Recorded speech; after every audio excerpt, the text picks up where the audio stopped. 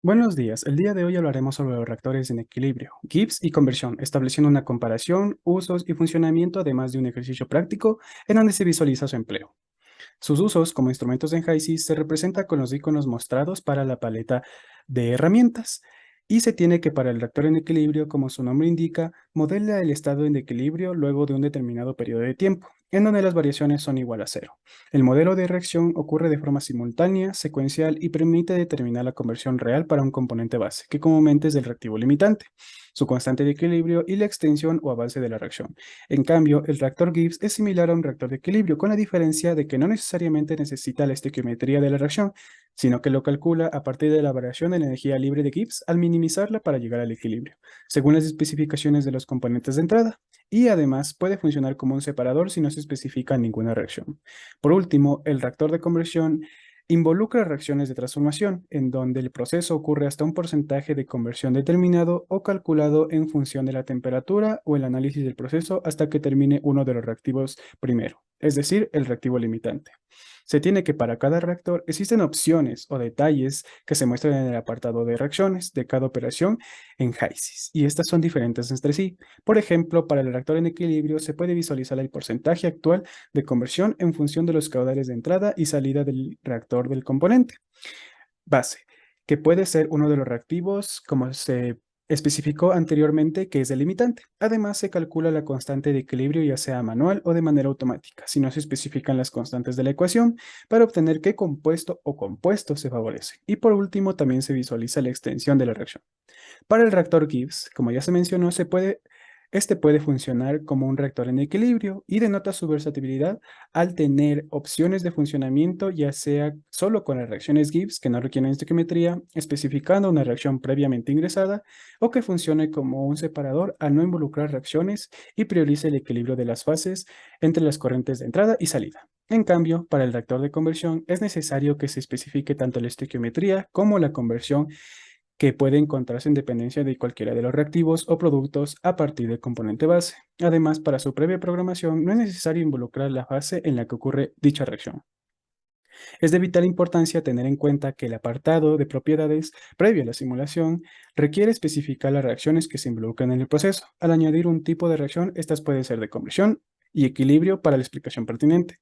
Una vez añadido el conjunto o set de reacciones, estas se vincularán a un equipo o reactor pertinente, y para cada conjunto se puede especificar varias reacciones como subetapas de un mismo proceso, que requieren especificar el paquete termodinámico y la fase en la que ocurre la reacción, a excepción de las de conversión.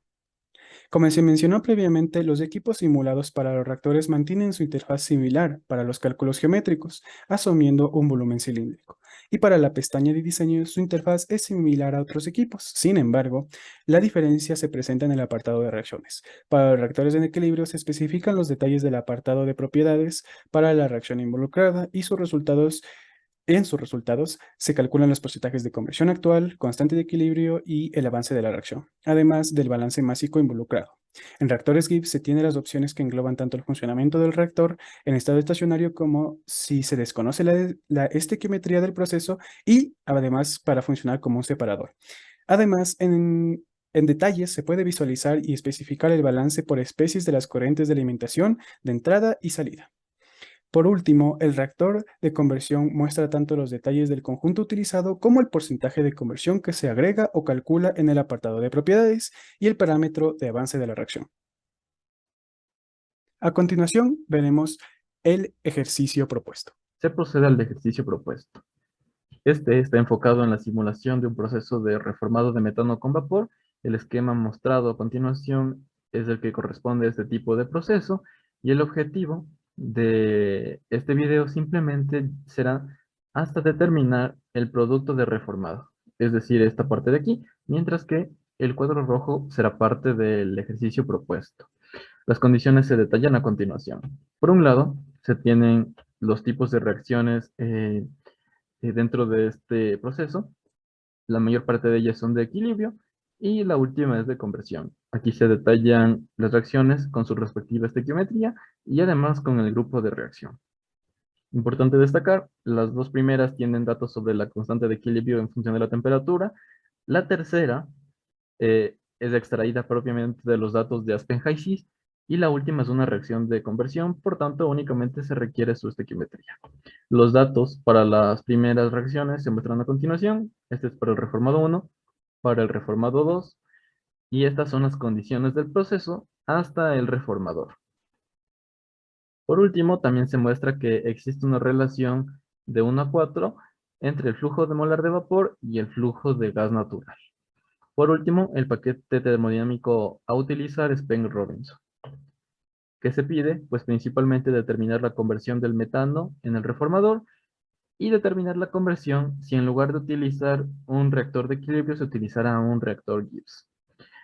Una vez dicho esto, pasamos al entorno de simulación. Se añaden los componentes a utilizar, básicamente son los mismos componentes de las reacciones. Se añade el paquete termodinámico, Penn-Robinson, y por último se añaden las reacciones.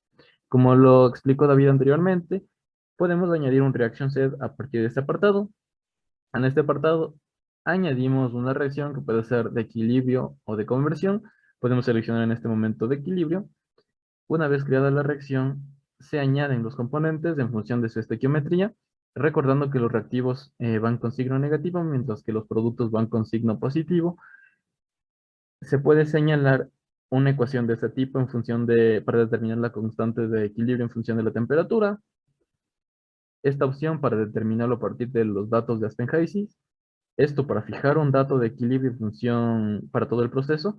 Y esto en función de si se dispone o no de los datos de la constante de equilibrio en función de la temperatura. En Approach se puede fijar una conversión para el proceso o directamente se puede seleccionar uno de los tipos de reacción más comunes dentro de Aspen-Hayes con el fin de obtener los valores de la constante de equilibrio en función de la temperatura y así realizar la simulación. Una vez, por ejemplo, voy a seleccionar esta reacción. Una vez seleccionada la reacción, se añade el paquete termodinámico y listo. Pasamos al entorno de simulación. Listo. Básicamente, estas propiedades de aquí son las que se mostraban en la presentación. Son las que se mostraban en la presentación y ya están planteadas dentro de los procesos. Este multiplicador principalmente nos permite relacionar el producto o la corriente de gas natural con respecto al vapor y se sabe que están en proporción 1 a 4. Como se muestra aquí, básicamente en esta ecuación. Se colocan las condiciones para poder, en el tipo de reactor de equilibrio, vamos a seleccionar el paquete o el set de reacción predeterminado, que ya lo creamos en el apartado anterior, y listo. Una vez que se colocan todos los datos que he mostrado en este apartado, simplemente el programa nos darán los resultados de la reacción o la simulación. Estos resultados se pueden ver en este apartado. Aquí se puede ver simplemente la constante, bueno, la conversión, pero en el apartado Reaction Balance nos permite ver los flujos de entrada, los flujos de reacción y los flujos de salida. Y a través de estos apartados podemos determinar indirectamente la conversión. Estos datos ya los importé previamente en este spreadsheet y con ello podemos obtener que la conversión en el reactor de equilibrio es del 95.54%. Un proceso similar se puede utilizar para el reactor Gibbs. Este reactor simplemente se selecciona de la paleta y para utilizar el tipo de reacción vamos a seleccionar este apartado que es Gibbs Reactions Only. Esto nos permite determinar los productos más probables en función de la energía libre. Este es un método iterativo. Los resultados que se van a obtener son los siguientes y se detallan en el apartado Details. De nuevo, se muestra el flujo total de alimentación y el flujo de salida. De nuevo, esta es una medida que nos permite determinar la conversión de estas reacciones. En este caso es 95.6%. Se diferencian principalmente porque el reactor de equilibrio utiliza un método iterativo. Por otro lado, para los reactores de conversión, que esto es más adelante dentro del ejercicio propuesto, se selecciona el set de reacción respectivo, la reacción respectiva, y por último, aquí se muestra un resumen de la reacción por ejemplo, en este caso, asumiendo una conversión del 100%, también se puede ver en este apartado, y por último, los resultados.